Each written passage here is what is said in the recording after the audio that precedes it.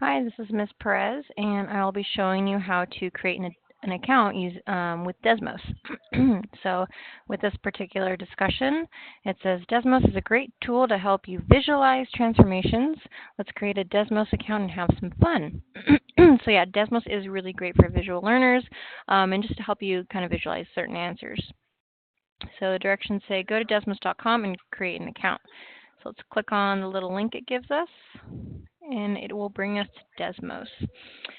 So right here, we just want to, like, if you were using Desmos just as without an account, you would just click on Start Graphing. We're going to do the same thing.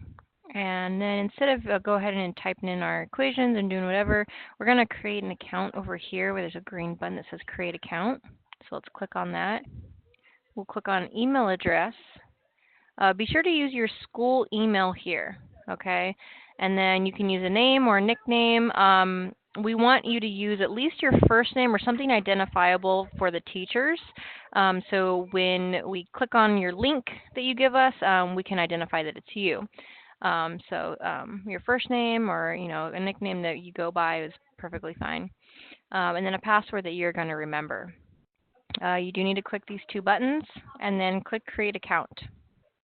Okay. Once you do that, it'll bring you to this page again, only you'll have your name up here. So let me go ahead and sign in. So now you're logged in under your name. You can see it here.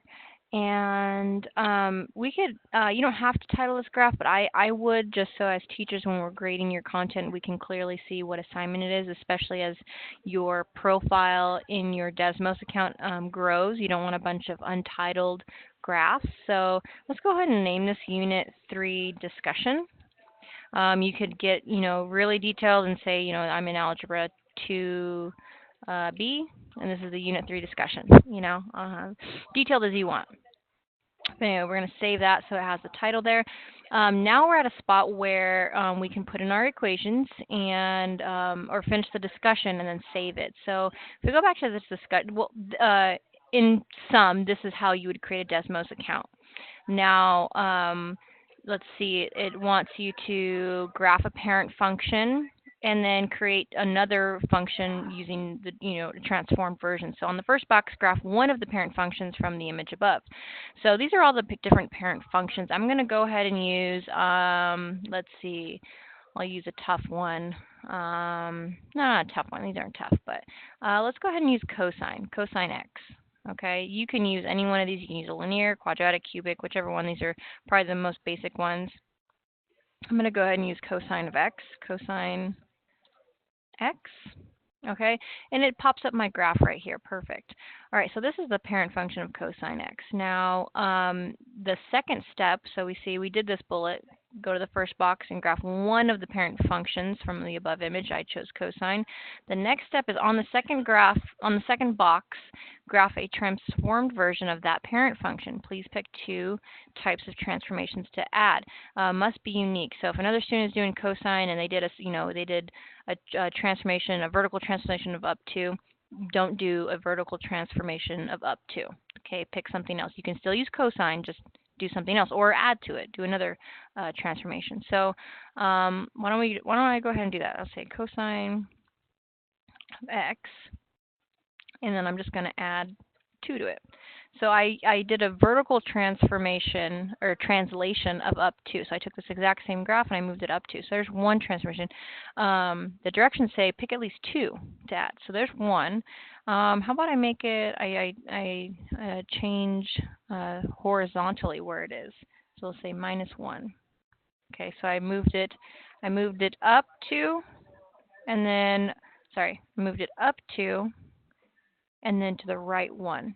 Now, you don't have to do a vertical or horizontal transformation. You could compress it or stretch it vertically or horizontally. So, if I wanted to multiply by a number, that's going to change, whether it's a fraction or whole number, it's going to stretch it or compress it, right? So for mine, I did 3 different transformations. So this is what they want out of this discussion is graph the parent function, graph a transformed version of that parent function, and now what you're going to do is you're going to click Save. Okay, saving this now, when you're going to copy this link. So let's look at the discussion again. So we did this. Last step, click the save button, copy and paste your Desmos link to the discussion board. So green save button, we already did that. Now, if you highlight this link, you're going to copy it. So that's, Control C, or you can right click and click copy, and then go back to your discussion board and paste it. And what that does is that link will now take a teacher or one of your peers to this saved Desmos screen. So they can see yours, like, oh, okay, this is what they use, that's their transformation they got. So we'll all be able to see your work. Okay, so it's really great feature. And the whole point of this discussion is to allow you to see how to utilize Desmos to your advantage. To utilize Desmos to see transformations. If you're more of a visual person, say that chart really isn't working for you, or you need something extra, Desmos is really going to help you visualize those transformations and honestly identify them easier. Whether you're in a mastery test or a practice test or just learning it in general, Desmos I think is a really great tool for you an added tool to help you with your learning. So yeah, go ahead and copy and paste that so that your peers and teachers can see your work, and then you can move on to the questions. Okay. And just be sure this grading rubric really emphasizes no credit will be given if transformations are not unique. So please try and use your own words and use your own creations for these discussions.